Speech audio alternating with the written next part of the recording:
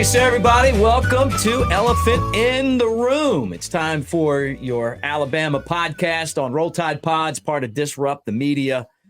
He's Jay Coker. I'm Mick Gillispie, and we're brought to you by MyBookie. Right now, with the promo code Next Round, got the hat to prove it. You can get up to 50% up to $1,000 price match when you go to mybookie.ag.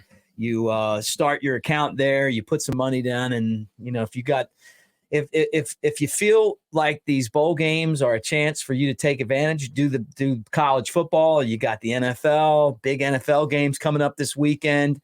You got obviously Alabama basketball, which we're going to talk about on this show, but it's mybookie.ag. What's up, man? You feeling better? I give it about 85%. We're getting there. It's that time of year. Yeah, hopefully this beer will get me to 100. Yeah, well, that's what it's for. It's got everything you need in there to make you feel better. Or maybe worse. Yeah. It's a flip of the coin. For better or for worse. Yeah, one way or the other. We'll find out. A couple nights ago, Bama basketball. Last night, I stayed up for it. Mistake. Yeah. It's like I was telling you earlier, I miss our boy Quinterly. We got the team's close, but it's just not there. Yeah. I mean, it's kind of like I don't know if you remember when the big three for the Miami Heat came together. Yeah. And they sucked in the first half of the year, and then all of a sudden they started beating everybody. Do you think that's going to happen? I hope so. But we shot I think Grant Nelson was 4 of 18 from 3 last night. Yeah. It just feels like they don't. Honestly, the guy that they're missing is Brandon Miller. I mean, they just don't have. I don't think they have the star guy. See, I think they're missing the engine, the guy that we just seem so flat out there, right. You know. And for the last between Herb, Quinterly, we used to have guys that just would put everything out on the line and go for the ball. And these guys are playing hard, don't get me wrong, but just doesn't seem like there's a guy that's feeding off. The whole team isn't feeding off one guy. When you put JQ in there, man, it was like, you don't know it. Hey, we might turn it over 10 times, but we're going to be bouncing off the walls. Right. I always I love JQ. I mean, I say the turnover thing, but I loved watching him play. Loved him in Alabama. I hate he's gone. Well, they could have used him this year, no doubt. And I was going to say this, I have nothing but respect for this schedule. I know people send me the thing, and the women's team that no one watches is 11-2, but they didn't play anybody. These guys are playing 3 top 10 schools in a row. Oh, it's crazy. Which is, we went 0-3, but I'm fine with it. Me too. I'm fine with it. Whatever. I mean, I love it. Me too. Not afraid to play anybody, and don't let that scare you next year. Yeah. Well, and it could be what leads them to a turnaround, because they when you go and play Arizona there, that's a blue blood basketball program. Creighton. I think we played Creighton at Creighton too. I know. And then who was the first? Purdue. We played them. Well, we played them in Canada. Right. Any place and to go do this, and we've got the best basketball coach that we've had since I've followed Alabama. Oh yeah. He's I've met Nate a couple times. He's a great guy. He's played golf 4 times. I was playing a tournament with him. He got a hole in one. Really? Yeah. Up at North River. Really? Yeah. I think he was barring somebody's clubs. Yeah. How about that? Have you ever got one of those? Got one. Oh, yeah. Did you? Got one with my dad in a 2-man scramble over at Spring Hill in Mobile. Nice. Number 4. Yeah. Well, you and Nate both with one. Unless he's got more than one. Maybe he's got more than one. He's just hustling everybody out there. Yeah, right. They give you some tips on your game. Yeah. So we're a few days away from signing day, and Bama number 2 class. The way I understand it is NIL played a big part in this. Don't think that Auburn didn't get those players without NIL, No, yeah. Money played a part. It's just good the way for them, whatever. Yeah, I mean, Hugh Freeze he's going to be dangerous, in 4 or 5 years. Or next year. He was the one I feared most getting hired at Auburn. Yeah. But we still got Coach Saban, and as long as he's here, we're good. Yeah, it's really going to be interesting to see, how things progress. But talking about Auburn, just because you have better players doesn't mean that you're going to win. Look at A&M. Right. And the money is such a big part of what's going on. Nick Saban talked about that after signing day was official. He comes out and he's like, hey, some guys are here to basically, I'm paraphrasing, but to make money. And that's fine. We're also trying to, teach these guys how to, have more value. Basically talks about that all the time. But that's totally different. And I mean, all the guys that get in the transfer portal that are just that don't have to leave, but they want to make more money. It's an entirely different world right now. Yeah, and I still don't even know the ins and outs of if you enter the transfer portal, can you go get bids at other places and come back? Do you still have that right, or can a coach refuse that? I don't know how that works. I don't either. I tell you what, though, I heard Coach call Dre Kirkpatrick's son, Lil Dre. Yeah. He needs to go ahead and copyright that and get an NIL deal going for that already. Yeah, oh, yeah. Yeah, he's one of the guys I'm really excited about. I am too. He killed it in the Alabama-Mississippi All-Star game, had like a couple picks and, forced fumble and recovery. The guy returns kicks, he has interceptions. He makes tackles. I mean, is playing in the secondary in your blood? I think it can be. Yeah, I mean, he's got the frame for it, just like his dad, and I never met Dre, but, he was in that class, I remember, with Mark Barron and Julio Jones and all those guys, the first class to come in. I remember. That was the guy, one of the guys that changed Alabama. It was. In recent history. I saw him. I called one of his high school games and County High against Gadsden. I can't remember if he intercepted a ball or he returned a punt for a touchdown or a kickoff. But he was electric. He got in the end zone and he did a somersault into the end zone, he's running in and then does like a complete somersault, 15-yard penalty. And then they missed the extra point because it was so far back. I was like, who cares? Just watching that was worth the whole thing, If you're the coach, you probably care. Oh, yeah. Old Gadsden. That's Freddie Kitchens' hometown, too. I'm pretty sure, yeah. They'll occasionally have like a really, really good team. Some athletes up there. Yeah. It's not like Hoover and Thompson and, Clay Chalkville. Where did Thompson come from? I'll tell you that they were terrible. When County High played them, they had one win. It was over County High. And then all of a sudden they built a new stadium and they brought in a new coach and magically they started winning. Yeah. It was like they went from one win to, everybody just seemed to move there. Was Rush Probst the coach there? I don't know. All of a sudden it became a destination. Dunaway's going to get mad at me for saying that. It's his alma mater. He was there when they were 1-9. This was like this. It was the 1-9 year wasn't that much. That wasn't that long ago. I mean, I want to say it was like, man, it had to be in the last 10 years because I was broadcasting County High games like then. So Thompson was terrible and they were awful. And the game that they beat County High was like 9-7 or 10-7 or 12-10 or something. I mean, it wasn't even good football. Yeah. Then they build this giant stadium and the next thing you know, like they're beating Hoover every year. Which is the thing that always bothered me about Hoover is that you're doing County High games and Hoover's school is like literally like twice the student body, and every other level of high school football is based on how many students you have. No, yeah, and then they just make this 7A, and then there's really only like a handful of schools that could really play in that. No, yeah, you know what I'm saying? Like it should be like a 5-team league. The crazy thing in Alabama now is they've got this. Well, they've got the multiplier and then competitive balance. You pay attention to that at all?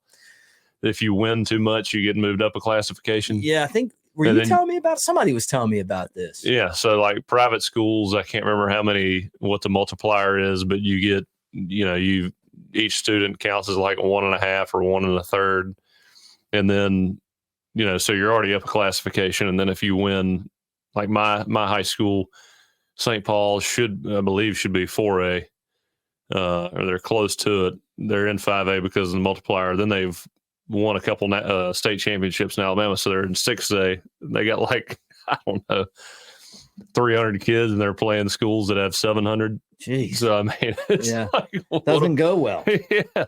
I mean, they do pretty well still, but, I mean, it's a lot of the competitive kids that are, driven, and they're disciplined and play good football. And, if a good player goes down, you're in trouble. Yeah, right. Playing like both ways. Did you play both ways in high school? When I was a sophomore, AJ McCarron was our quarterback. I was a sophomore. He was a senior. And so I played safety my sophomore year. And then when he graduated, I moved to quarterback, and I'd play safety here and there. Right. How was that? Did you guys ever know, like, hey, we're going to have some championship rings at Alabama together? No, my sophomore year, I thought I was playing basketball in college. So. You weren't even worried about it, huh? Yeah. I mean, I just, we had I can't remember what game it was, but a guy that represented Rivals came by and told me he wanted to take a picture and put my profile on Rivals.com. And back then, Rivals was like a big deal. And it was. I know. I was like, how the hell they know who I was? Who was it? It was Andrew Bone? No. It wasn't Bone? No, I can't remember who it was, but I was like 6'1", 170 pounds playing safety, and I ran like a 4'8", 4'9". So right. It was like, how did they know? Yeah, I guess you were no little Dre. No. No. I mean, I was like, that big around. Right. Somebody saw it coming. Not you though. That's crazy, man. What a insane ride you had to get there. Oh yeah, I mean, I started going around camps. My dad would take me around to camps, and I was not expecting anything. And I remember I got my first offer from Arkansas State because Tyler Siskey was on staff there. And he knew me, coached my older brother. And so him and Hugh Freeze offered me. And then after that, I was all kinds of pumped up, and I started bouncing around from camp to camp. Ole Miss, I thought was going to offer. They never did. That was Houston Nutt. Oh, yeah. Back when he was there. I remember those days. Dan Mullen was at Mississippi State. I thought I might get an offer there, and I didn't. And then I went to Florida State after that, and I threw for like 2 hours, and Jimbo called me up to his office and offered me, and I was like, how? And I can't even believe this. I got a few letters asked. Yeah. Why doesn't that shit happen to me?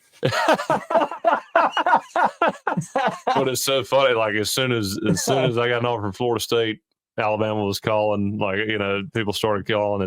Everybody's afraid to jump over the broom. Right. And offer a guy that nobody knows. Yeah, well, it's crazy. And also in saying that, I owe a lot of Jimbo for taking that chance and offering me, because who knows, if he not offered me, there's no telling what would have happened. Yeah, it is crazy. And that's, I'm sure, like every one of these guys that's playing and just signed with Alabama and all these teams around the country. I mean, they, not everyone was someone that they noticed right away. Like, oh yeah. What about the guy from Germany? There's a guy from Germany that Alabama is on their side. Oh yeah, yeah. A lot of these kids, they don't realize, he played soccer.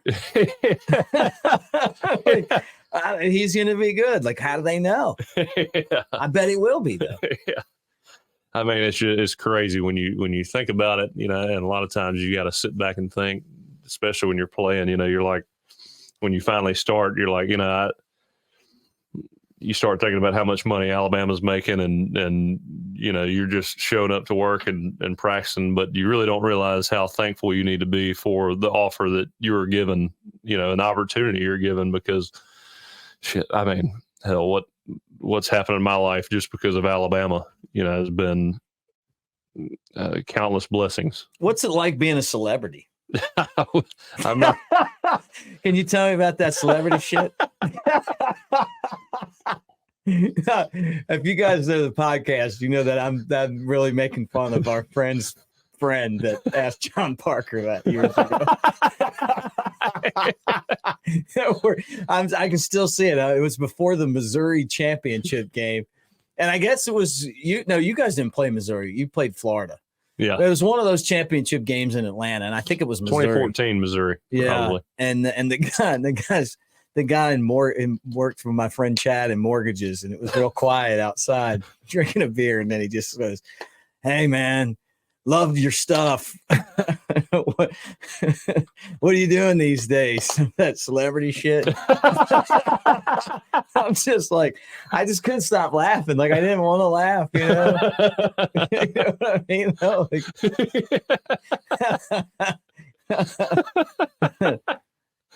Oh God. So what's it like? You know, it never. I always. It used to be crazy when I was, going through that year of the national championship, and right after, especially coming back to Mobile. The only time I was ever overwhelmed with it was the Senior Bowl. I mean, I remember. I feel like I'm always being down here. Yeah, try to always be nice to everybody and be. I mean, I used to be that kid, So you'd sign autographs. Oh yeah. But by the time, when you're at the Senior Bowl and you played for Alabama and you won a national championship, we had 4 of us there. I mean, I'm telling you, you couldn't separate from anybody unless you were up in your room. And me and Kenny and Drake were rooming together. And so, man, we locked ourselves in that room for just about the whole week. I mean, it was just insane. Yeah, that is crazy. What advice would you give to Julian Sayin? He's the consensus 5-star quarterback out of Carlsbad, California. And if there's hype, and there is, I'm a believer in it. I mean, you see the guy, the fact that he doesn't throw interceptions, he's kind of a Bryce Young type quarterback. He comes in with that same pedigree. Yeah. It's kind of like we were talking about before the show. I mean, when I was a freshman coming in, I was always doing what I was told, showing up on time, doing exactly what they told me to do all the time. And I don't care how talented you are, how good you are, what kind of tools you got. If you're doing just what's asked of you, that's not going to be enough. Right. I've never seen any quarterback or any player come in and just do what's asked of them and excel at any level. So when I started diving in, watching film, throughout the day and making that my priority over anything else, that's when I saw myself kind of move up the depth chart and have a chance to start at some point. But if you're not buying in, not doing the right things, you're just not going to last. And, it's crazy how many guys that I saw while I was playing, sometimes it takes 2, sometimes it takes 3 years. Mm-hmm. And by that 3rd year, if you hadn't figured it out, you're probably gone, Right. That or you become a GA. And I've seen that.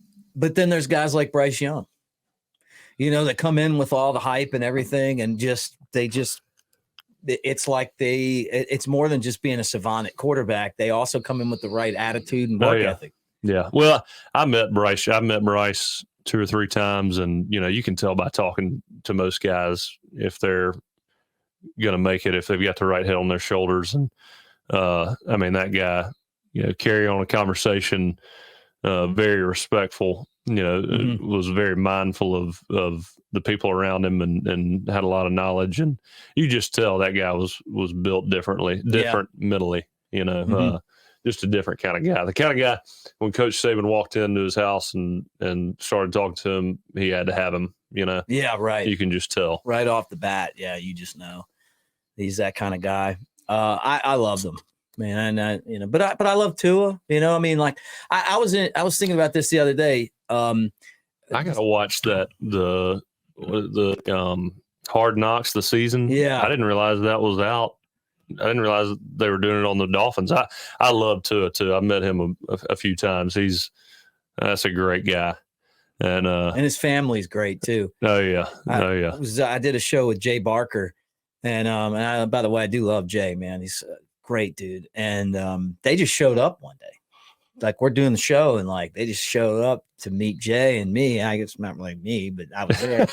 and I was like, these people are like so just great. Oh yeah, so respectful. Just nice. Oh yeah, that's when I first met him. Yeah, I actually, I first met him in that after that Detroit Lions Detroit Lions tryout when Kevin said I wouldn't want to live in Detroit either. One short pass. Oh yeah. No, he was a senior in high school. He came by and I went and talked to his family and him and kind of just gave him his expectations or the expectations of Coach Saban and all that. Right. What'd you say to him? Basically what I've said on this podcast. It's not for everybody, but if you want to be good and you have confidence in yourself, then you'll probably be all right, Yeah.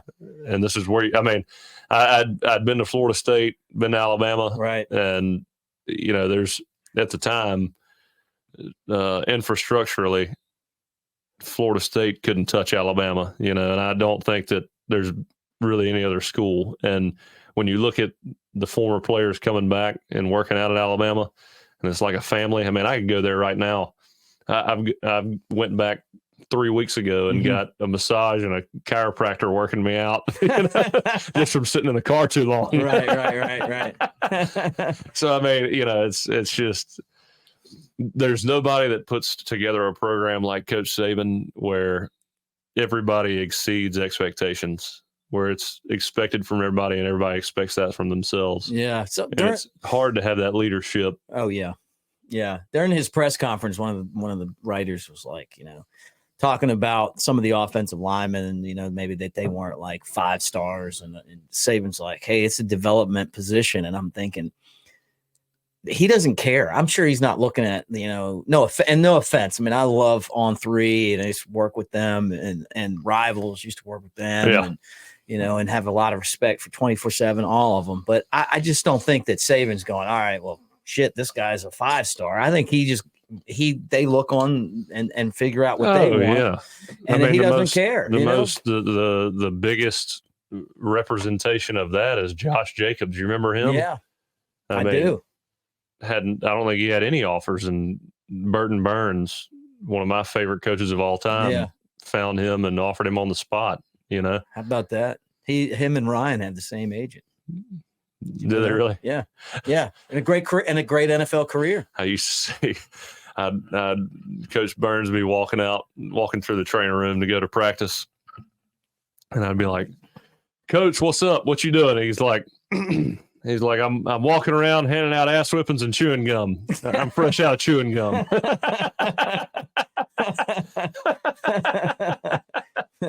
I hated to see when he retired. Didn't he retire, right? I think he went to the Giants for a little bit. Okay, so he went to the NFL then. But, I think he got to that age where he didn't want to recruit anymore. I don't know this, but I would imagine it's got to be being tough. that age and recruiting, which he had to be one of the best. Right. Playing with him as a coach was, it was so much fun. He was just one of those guys you never forget. It's crazy how many good coaches there are, but he was one of the best. Yeah. The signing day and, you see these guys and who recruited who and Alabama to survive, you can't not recruit. That's the bottom line. You could be the best on-field coach, but if you don't recruit, there's no spot for you. Oh yeah. Well, it's nice for these assistant coaches. I tell you, I'm in sales now, and it sucks to go out there and try to sell a shitty product. Yeah, right. Yeah, that's true. It'd be tough to go sell Mississippi State right now, but Alabama, that's pretty. You're right. Did you see Lane Kiffin in his post-game press conference? He's just like, I can't remember exactly how I said it. Somebody asked him about why they were doing so much better than State. And he's like, well, one program's going this way and the other one's going this way. And I think they stacked a bunch of the in-state guys. He did well there. Ole Miss did. Yeah. They got a bunch of portal guys too, didn't they? Yeah, they did. Yeah. They did, which means that he's probably getting that NIL that he needs. Yeah. Because to me, I think that's a big part of the portal. it just feels like the NIL is a big part. Oh, that's that's how you get guys now. Yeah. I mean, well, you gotta have something to show for when you got a guy already making a little money where he's at. Yeah, right. Yeah, I mean, that's why you leave, right? And that's probably why the Wake Forest Notre Dame quarterback now, Sam Hartman. Yeah. I know. How much did he make? I can't imagine. I don't know, but I mean, I'm sure they paid him. Oh yeah, pretty big money. Yeah, it's like being a quarterback of the Dallas Cowboys. Yeah, and it would suck to be one, like, I don't know, the guy that played quarterback before they paid all these guys. Sit there and have to think about all that money. I'd feel real bad if I was the asshole making fun of that guy.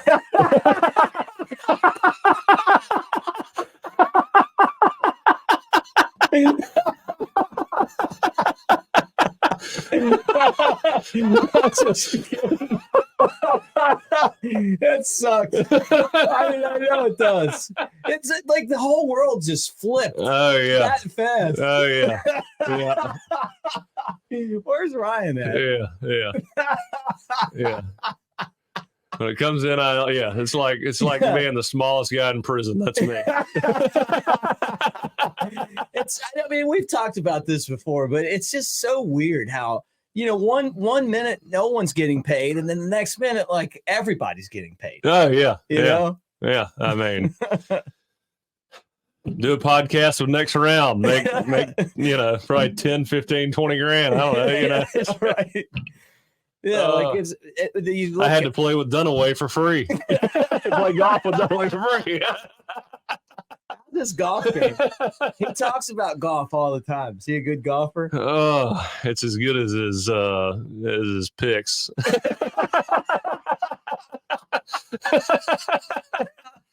Man, oh my gosh! Like, I got a Dunaway story. I've never told this one. When I was in college, I told you I took over as the county high broadcaster, and I was just happy, dude. I mean, I was a college student getting to work for WTBC, which was like this, old school AM station. And the guy that ran it was a guy, the late great radio guy, Ronnie Quarles. And Ronnie was like radio veteran. It's like didn't take crap off anybody. Yeah. And then there was this station in town that was like the sports station at the time was the station called the Tusk, right? And so we were doing county high. Ryan, it was with Ryan Fowler was my partner, Ryan. So it was like I was play-by-play. Wait, so y'all are in college doing this? Yeah, or maybe we were like fresh out. Yeah. This was like a long time ago. I didn't think Ryan still have the beard back then? No, beardless Ryan. And we were a team. And I wasn't really involved at the station other than I just did the games, right? Ryan was more involved over there. And so this other station called the Tusk was like showing up and like they would just like pick the game of the week, but they just kept picking our games because the team was good. And Ronnie was getting pissed off about it, right? So he like made a big stink, like he didn't want him out there. I had nothing to do with it. So that happened, and then I'm sitting in the press box at an Alabama football game, and this guy Vince, who was the play-by-play guy for the Tusk, he's there, and Dunaway just starts talking shit about me. I'm sitting right there, I'm like just like watching the game, and they're like talking over me. So I'm like looking back, like, is that my first? What? So I don't know. You've heard this story, right? No, the first time. So I've told LT before. So then I get to know years later. I get to know LT, and when he was at Jocks, and I start listening to their show, and I'm like, oh, that's just Dunaway. You know what I mean? Like that's kind of his luck, And now he's like one of my favorite like radio people. Like, like today I'm listening and he's talking about getting kicked out of the poker club for given a naughty Santa gift that was like reindeer underwear where your penis go into the reindeer's horns or something. That's what reminded me of that. I would love to see like what they should do with their channel is Dunaway should just have his own show. Like, where somebody just follows him around. Like, like it's like his own, like, reality show. His own YouTube channel. Yeah. But once you kind of call it Dunaway. Once you get to know like him and stuff, he's really great dude. Like he's really funny and like, but it's just kind of like sometimes he does slip on things a little bit. And I think that's part of what makes him like so popular. Oh yeah. I played when I was I guess this was going into my senior year. I went out to eat at Mug Shots with my roommate, and we're sitting there and there's a guy behind me, and my roommate, he likes to talk to people. Just, he goes, for some reason, somehow they get this guy and the guy behind me start talking. And he goes, hey, what do you think the football team's going to look like this year? And I'm like, oh my God, here we go. Cause I already on TV, you hear it. Yeah. Right. And the guy goes, well, if we can find a quarterback, we'll be all right. Exactly how I feel. Listen to this. Oh yeah. So the guy, I'm sitting here and eventually he gets up and he walks up and he introduces himself to my roommate. And then I turn and I'm like, Jake Coker. And he's like, oh God. He's like, man, just work hard. I'm sorry. And just walks out. And so I go play golf I go play golf in this tournament up in North River. And it's me and four guys it's a booster golf tournament. And it's all these guys that have put money in, and this guy's name's Bert. I won't mention his last name, but I'm playing with him the first time. I'm like, man, this guy looks so familiar and I can't figure it out. And then like the next year I get in his same group and I was like, holy shit, that's the guy that I spoke. Life is so and crazy. I was like, Bert, did I meet you in college at Mug Shots? And he's like, oh shit.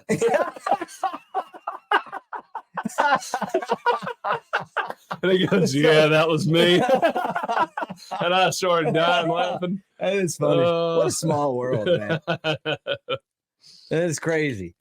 My wife says that like we went down and saw the guys at the next round, and she's like, when they were at the Floribama, and she's like, she thinks Dunaway's the most famous one, like, like she was like a fan. Dunaway's got the most recognizable face. Yeah. Like she was like, by far, he's the most famous. No offense to Lance Ryan, but I'm like, okay. She's like, no, she's like, I'm just telling you, like, I watched him on TV my whole life because he was on TV in Birmingham. Oh yeah.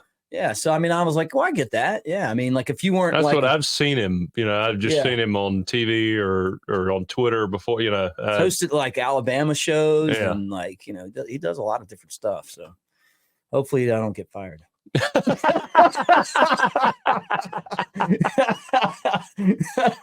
Hope this podcast wasn't Ryan's idea. But I'll tell you what, and this is true, if I would have been at the poker club when he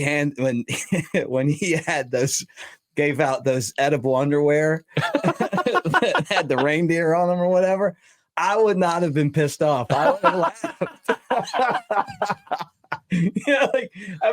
The guys in the poker club, what are you doing, man? Like, that's a dirty Santa. That's what they're supposed to do. They said that they were handing out like a bunch of like expensive bourbons and stuff. He's got like edible underwear and a reindeer from Spencer's.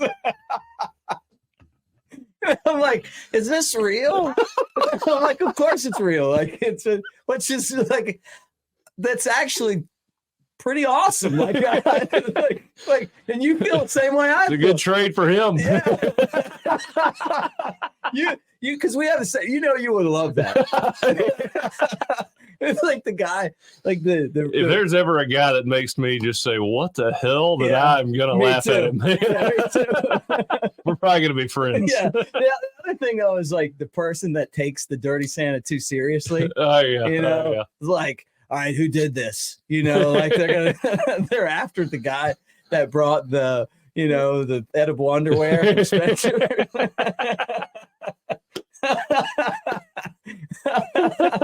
That's so funny to me. Like, I'm just like, and I was walking this morning, getting my exercise in, and I'm like, who can I talk about this with? Me. Yeah, right. Like, it's time to unveil the story. All these unfortunate listeners. It's time to unveil the story of the time when I got, when I'm like, is this guy, Oh my goodness, man. So funny. I totally like get him now, like you. Yeah. Wasn't that happy about it back in that press box. See this guy on the news every day and he's talking bad about me. Something like, I heard those guys, they're terrible. They suck. Yeah. The story I told there was no wondering who he was talking about. I was waiting on him to walk up. I never even turned my back until he walked up and shook our hands. I was like, yeah, it's me. Yeah, well, I guess you showed him. That's be one of those times where you might want to wear that ring. To shake his hand. Oh yeah, no, I mean, how do you remember his face though? Like, I don't know. You must have like one of those memories. I remember. I remember the dumb shit. That's what I remember. Like a kick in the. Yeah. I mean, I really. It took me 2 years to figure it out because we played in that tournament twice. We made it for the first round, and I know he remembered, and he didn't bring it up the first time. So I was the one that had to bring it up the next time. Right. Right there. Well, if Dunaway wants to make it up to us, we did float one of the kegs here today.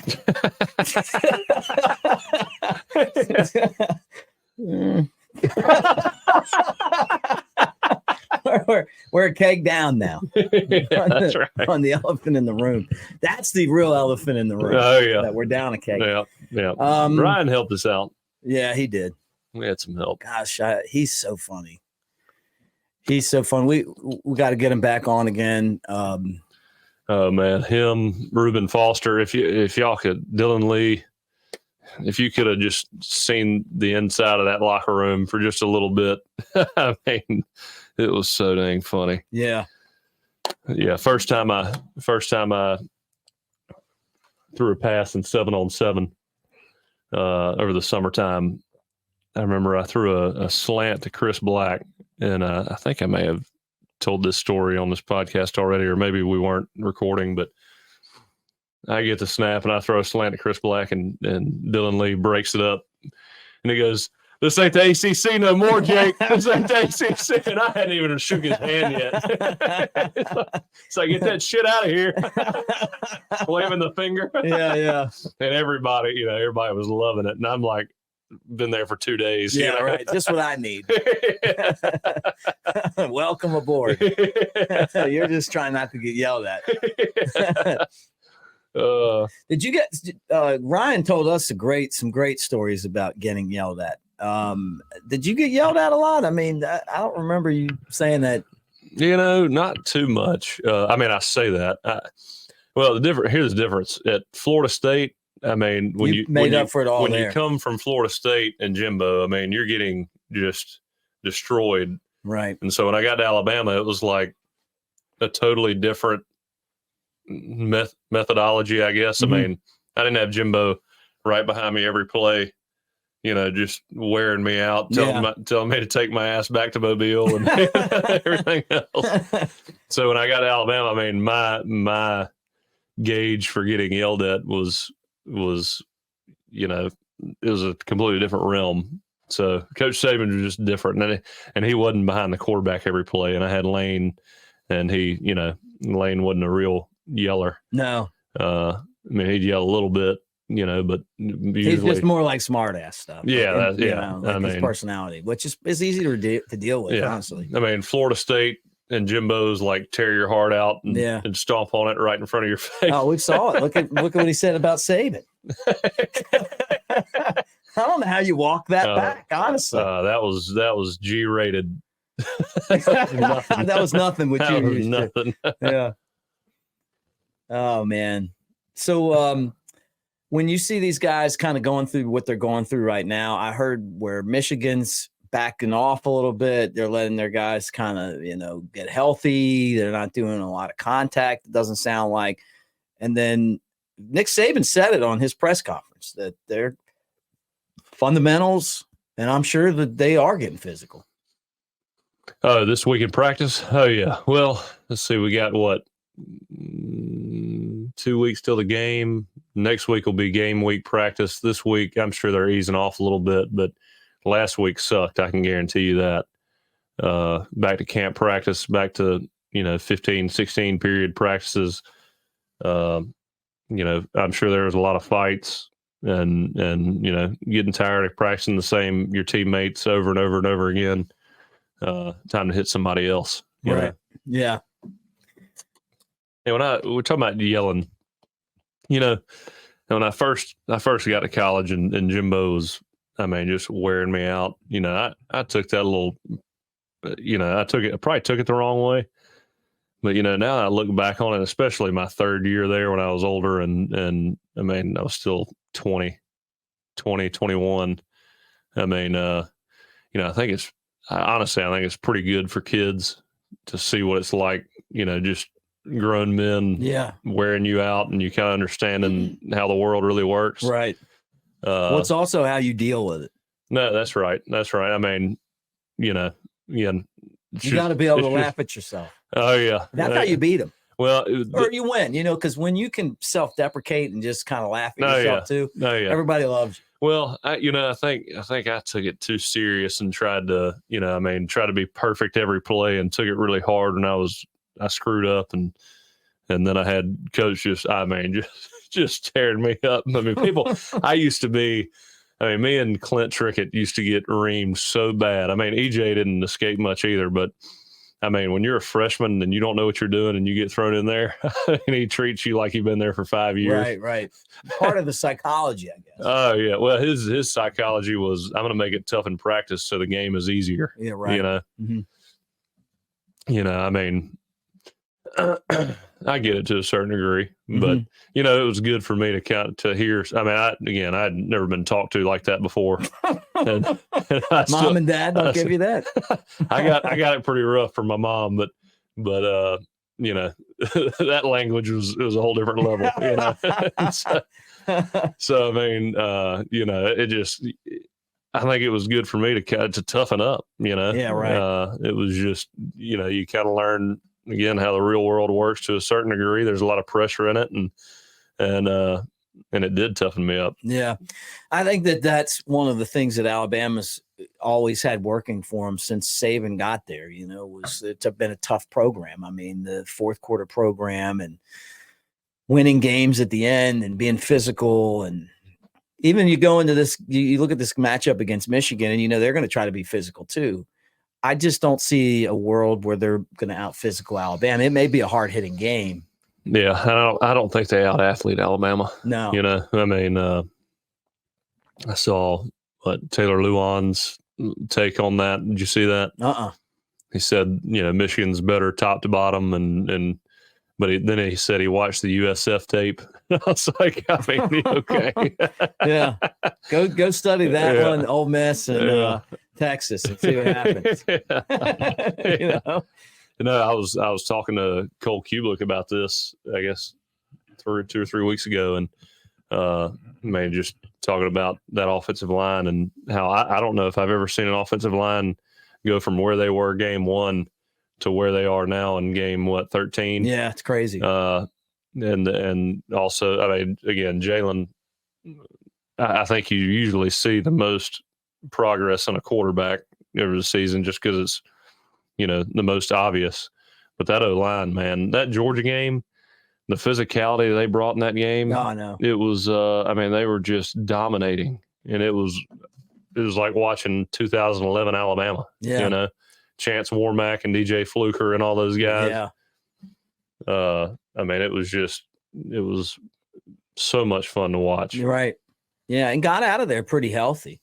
Mm-hmm. It's not like we've been getting a bunch of guys banged up. I just honestly, like, if you you look at this from the South Florida game, from the Texas game, and then look at where this team is now. I mean, it's come such a long way. But with that said, there's still a part of this where you're like, well, okay, they got better than the second half against Arkansas, then the Auburn game, oh yeah. It just feels like what team shows up. Yeah. But I mean, I really believe in these guys, man. I just do. Again, though, I think now, again, the most dangerous games are the games that you go into knowing that you're the better team and you're going to win. Mm-hmm. Once you get to playoff time, it's like when I was a senior, we played Michigan State. You're playing in a playoff game, mm-hmm. and this is the best of the best, and that's your mentality going in. And even if you're way better, which, we felt like we were better in Michigan State, but, you still don't really know. Yeah. And we go out there and play lights out and beat them 38-0, I think. Right. It was 38-0, I'm pretty sure.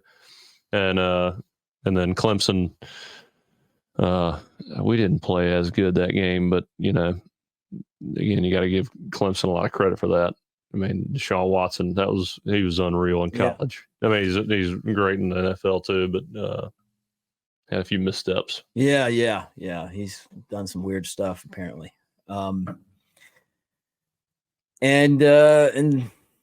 he's underachieved in his career, but he's one of the best quarterbacks I've ever seen. He's one of the best college quarterbacks I've ever seen. Yeah, I was at both of those games. Who won the Heisman his senior year? You'd ask me. I know Derek won it the year before his senior year. So it'd be 2016 Heisman? Yeah. Hell, was it? Wasn't Tua, was it? No, that was too early. Man. Oh, Lamar Jackson. Oh, yeah. Lamar Jackson, who's actually had a good year. Baltimore's one of the best teams in the NFL. Yeah. Watch out for him. Yeah. Who knows where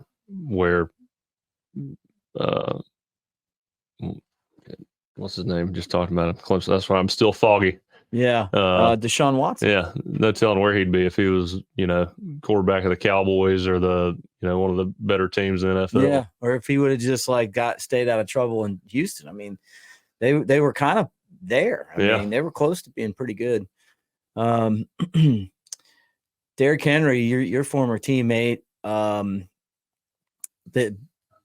some people are saying that maybe his career is coming to an end. I just think that he's just on the wrong team. Yeah, they had a lot of pieces last year and 2 years before that. And it's hard when you're carrying the load, Mm-hmm. When everybody knows you're going to run the ball and that's all you can do. Of course, that's what their offense has been built on since he's been there. Yeah. But at least they had, a guy that could get it downfield and use play action to their advantage. Right. But you just don't feel like that's there now. They were talking about trading him to the Ravens. And then it didn't happen. And I bet you the Ravens wish they could have had it. Their running back, had one of those injuries that you don't want to watch. Yeah. And that they beat up on somebody. Who was it on Sunday? Oh, Jacksonville. Down in Jacksonville, yeah. And the guy was busting out a run, and then all of a sudden his leg went the wrong way. Oh. Man, I tell you, I had 3 knee surgeries, and I don't wish that on anybody. Really? You had 3 of them? Awful. And 2 on the foot and 3 on the knee. Surgeries are the worst thing ever. What happened to you? A lot of it came from my first injury at Florida State, I tore some cartilage in my left knee, and I stayed in the game, and it got worse and worse until I couldn't walk anymore. And they tried to go in and sew it up and shoot stem cells in there and heal it. Mm-hmm. And when they did that, they jacked up a lot of my nerves in my left knee. And I don't know if it was incidental or part of it, but I mean, like, my shoes, you can't tie them too tight, or I feel it all the way up to my knee. Really? If you like touch the outside of my calf, my whole leg fires up, I've got one of those on my hand right here, where it's like if I didn't have surgery, but I got a really bad cut. And then when it's cold out, if I hit a ball, it's like all the way up my arm. Like when it's cold, my knees hurt. Yeah. Just riding in the car. Yeah, it's weird how that stuff stays. And this was when I was like a little kid, and I was like 8 or 9. And then for the rest of my life, like, you talk about trying to like really hit the ball on the barrel of the bat. Mm-hmm. I mean, because it would hurt. Oh yeah. And then that in a weird feeling. Oh yeah. Oh yeah. Like almost like you got shocked by electricity or something. Oh yeah. Yeah. Is what you're talking about? Well, it's I would say that like right after I had it, I mean, I couldn't believe, they were like, it's not going to be that bad. And I mean, I remember because my mom and dad had to come, to Tallahassee to stay the night to help me out because I couldn't, walk around or anything. And I mean, that pain would fire up and I'd be dry heaving on the couch. Like just, it hurt so bad. Wow. I hate to hear that. And, I mean, it's part of it, but it's crazy. And then I got to Alabama, found it didn't heal, and so I had to go. They had to go in and cut it all out, and so all that was for Surprise. nothing. Yeah, all that was for nothing. Yeah, and there was just a lot of cartilage, and so ever since then I used to be able to dunk a basketball really easily, and could never dunk a basketball after that. Oh, really? You just couldn't squat, couldn't do things on your left knee as much, and then I broke my dang right toe my senior year of camp.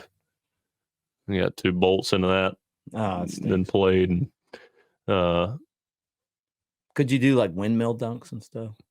couldn't quite do a windmill, but I could do some good stuff. Could you? Yeah. Oh man, I've always wanted to dunk. It was fun.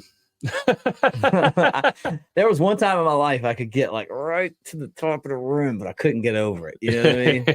You know what I'm talking about? Like I get it right there. I don't have big enough hands too. Like Yeah, I got a few good ones in high school.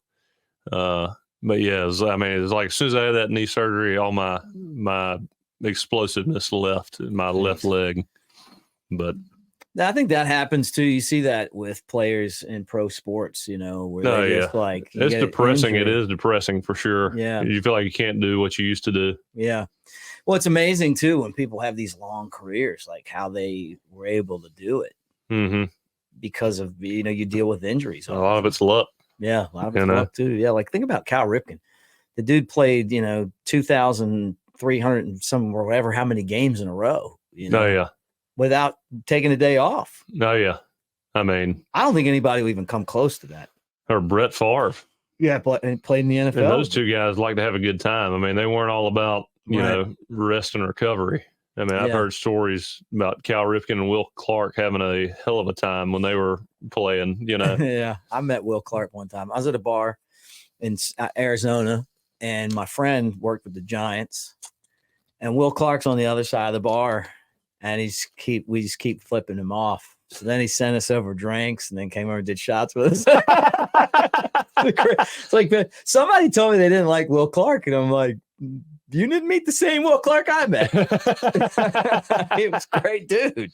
He seems like, I've seen the 30 for 30 on Mississippi State, with Palmero and Will Clark. Oh, yeah. I met Palmero last year. Yeah. Will Clark seems like my kind of guy. Yeah. Yeah. Seems like a fun time. Yeah. And I've heard stories about him and Cal Ripken having a hell of a time. Man, they had you gotta Google or YouTube that the Cal Ripken Will Clark story that he tells. I loved Billy Ripken.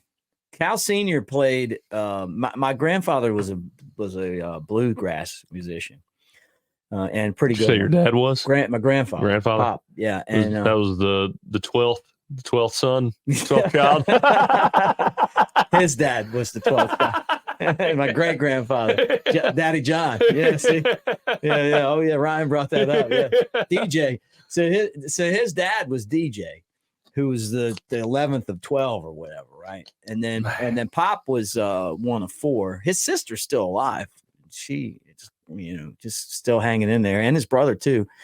But he was really good bluegrass musician, played in a bunch of bars and stuff up there, and he knew Cal Senior because he would come into the bar that they were at, yeah, like in that part of Baltimore, like North Baltimore and stuff.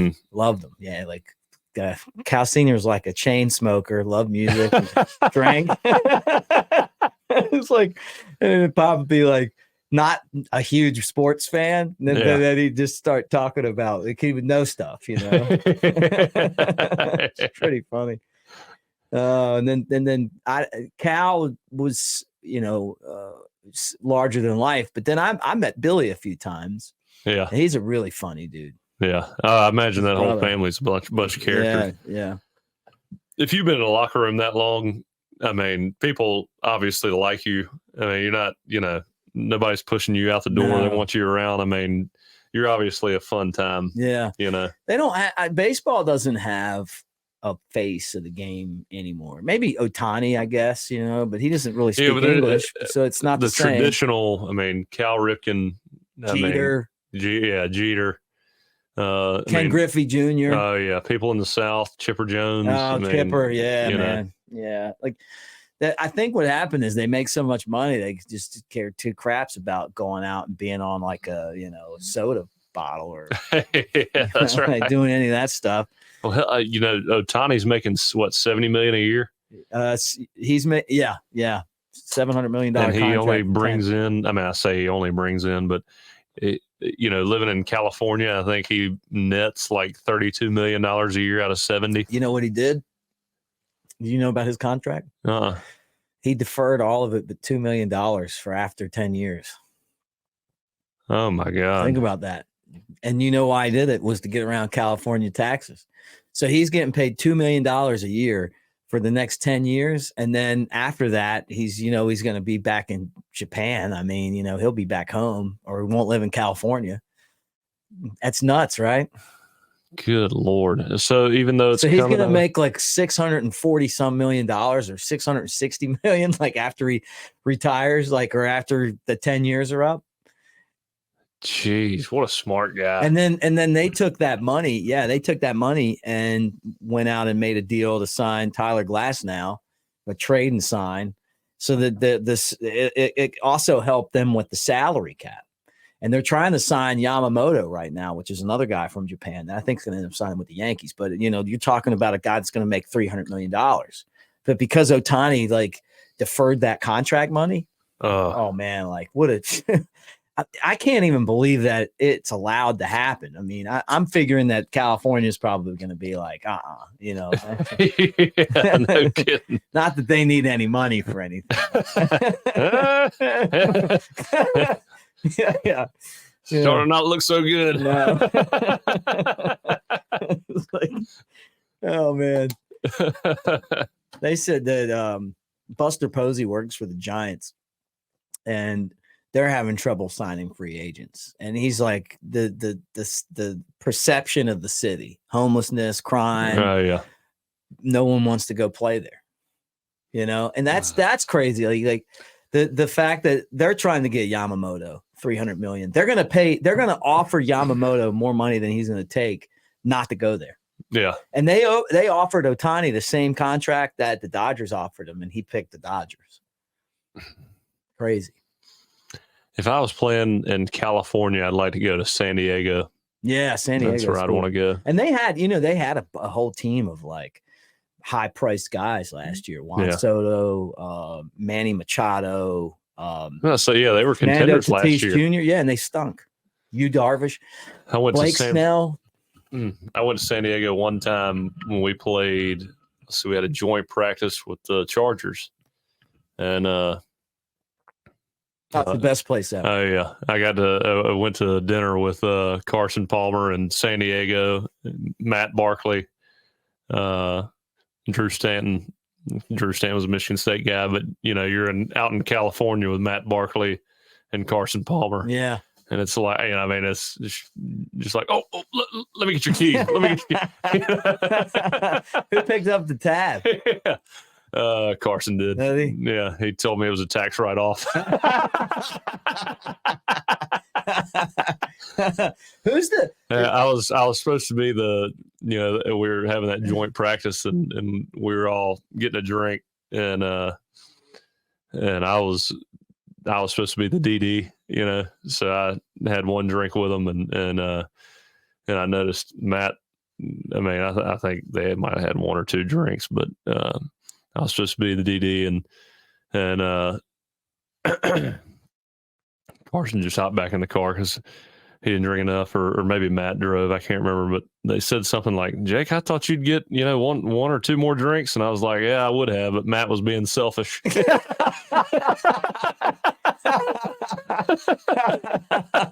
That's so funny. One of my friends, Carlos Guevara, pitched for the Padres. Not a long career, but long enough to be out there for spring training. And Jake Peavy would get a limo, and they'd all jump in the limo. He's like, "This is the best guy I've ever met." He gets a limo to go. That you needed that. Oh yeah, you need to be out there with Peavy. He might have been in. He was in San Francisco at that point. At that point, yeah. So I'm going to steal another thing from the next round. I thought this was interesting. LT asked Jalen Milroe the most famous person he had in his cell phone, and so right away I'm like, who's the most famous person I got in my cell phone? And I'm like, okay, who's the most famous person in my cell phone that would answer my call? And I think for me, it'd be Ryan Sandberg. The Rhino. Comedian? No, the Hall of Fame. Oh, yeah.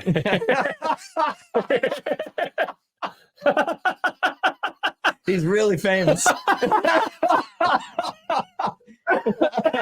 Very famous. I mean, just off the top of my head, though, I was trying to think, what about you, though? I mean, Coach Saban has to be. Yeah. That's a good one, huh? You yeah, ever just call and see how he's doing? You text him? No. Because I heard he did text back to Kirby Smart. It's like a big deal. Can you imagine his phone blowing up and somebody gave out his phone number? You heard this? Oh, yeah. Well, I guess I don't have his number anymore. Probably don't have it anymore. Yeah. I hadn't called him since then. No. So now, what did you have his number for?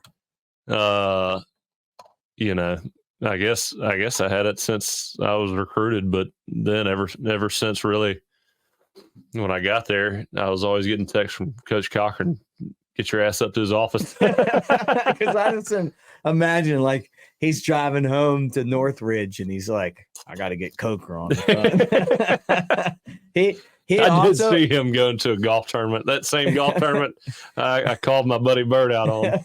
Yeah, Bert. I pulled up. Thanks, I was on Rice Mine Road headed to North River, and I see a Mercedes pull up next to me, and and he's in the turn lane, and all of a sudden the light turns green, and he just hauls ass up in front and hops in front of everybody. And as he was moving forward, I was like, "That's Coach Saban," and it's a 45, and he's going 75. I heard he goes fast. I pulled in. I was like, "Coach, you ain't worried about too many tickets, are you?" He goes, "I don't get many of those."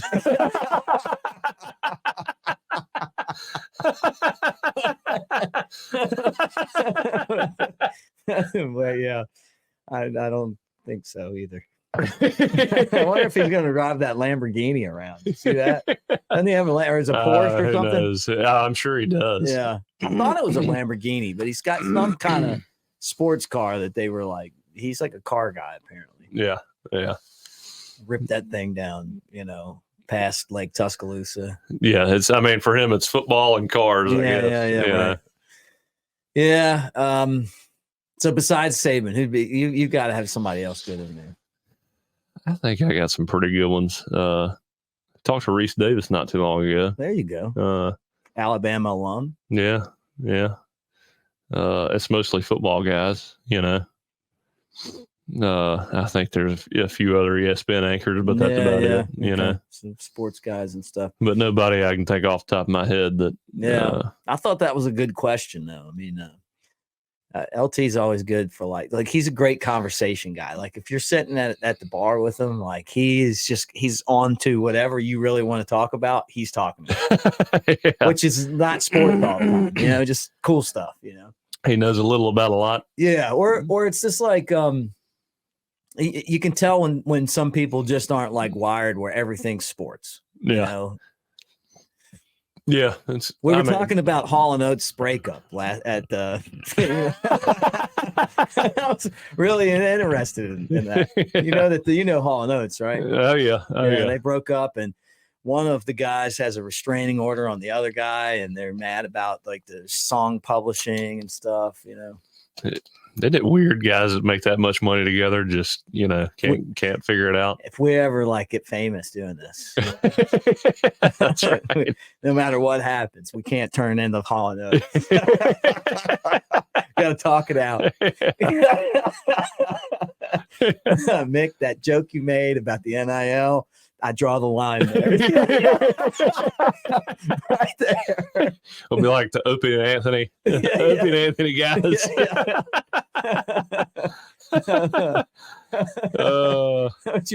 I guess Jake Peavy, John Lieber, those are some pretty good ones. Yeah, some good ones. Good ones. I know some pitchers. Yeah. Some ballers. Very good pitchers. Two ballers, man. He's one of my favorite guys. You know, there's a lot of athletes out of Mobile. Peavy, I met Peavy's family. He did a charity in Arizona, and I was there. I want to say like Peter Gammons was on stage, like jamming guitar, and then Jake got up there and was playing The Dead, which is my, as we say, my shit. Yeah. So I thought that was cool. Great family. Yeah. They're telling me about some hunting property he had, like between here and Montgomery, but then you told me he sold it. So yeah, I think he did. Yeah. Kid Rock's got a place in Alabama somewhere. Yeah, somewhere. Yeah. That's I got to meet old Kid number? Rock. No, I got a buddy that knows him pretty well. That'd be cool to plays golf with him in South Florida every now and then. Get him in here for this podcast. Oh man, it'd be great. He does podcasts. I've seen him do them. I saw a recent one with Tucker Carlson and John Daly. You can imagine how that went. I saw him on Bill Maher, and he was actually like, that was great. He gets along with everybody. Seems like, Yeah. I don't know. It's once you have a conversation with somebody, usually it's you find out they're pretty good people. Yeah. I hadn't really met too many people I don't like, so especially after you talk to them. Yeah, right. You you get to know people and stuff. Yeah, I'm with you, man. So next week, I will say, it's pretty funny. Before I played, football and got to know these guys like John Parker and Brody Kroll and my wife when we first started dating, and then when I we got serious, and I'd go over to her parents' house, and I remember I walked up. I was playing at Alabama at this point, and I'd met John Parker and some other guys, but I walk up into her room and she's got a picture of Brody Kroll in the window. I was like, we're going to have to get rid of that shit. This is way too close to home now. Oh, man, I was there for the Brody Kroll days, man. I just go back. I mean, look, for me, it started with Freddie, Yeah, I tell you, Freddie, I tell you, he is, if he was sitting on that couch, it would be like Ryan sitting on that couch. Yeah. He's just so much fun. He played, I told you, he played on the baseball team at Alabama with one of my best friends after he got finished playing football, and they were great. It wasn't like baseball now. Yeah. It was when baseball used to kick ass, Yeah. And the guy, Jared Kinger, he's like, Freddie just comes in and he's like, at first I'm like, what's this guy doing? And he goes, man, we loved Freddie. Like he said they were in Troy. I would bet 99%, you would have to be a real different person to dislike Freddie. No, I would hear all the stories all the time, like great, funny stories. Oh, yeah. But he said they were at Troy and some loudmouth was cussing around all these kids and stuff. And Freddie like took the fence and just they love that. What are you gonna do? Statute of limitations on it. I wasn't there. I just heard about it. So Kingery loves to laugh about that. What a great athlete, though. Play quarterback and play on the baseball team at Alabama. Doing something right there. He's just always doing, goofy shit around in Arizona. I mean, just I don't know how old's Freddie. He's a little older than you, right? Yeah. So what does that make him? 46, 47? Yeah, somewhere in there. Yeah, I mean, I remember I was leaving snack one time. Like, we just got done watching film, and I'm walking out with a snack, and there's a curtain. Like, is that what they call it? Snack? Snack before bed. I'm walking out of snack. During camp, and there's like these cloth barriers like between the snack and dinner area. And I'm walking through and I see this shadow of just like this, plump body. And I was like, that's Freddie. And I was like, what the hell is he doing? I was like, he's trying to scare me. He's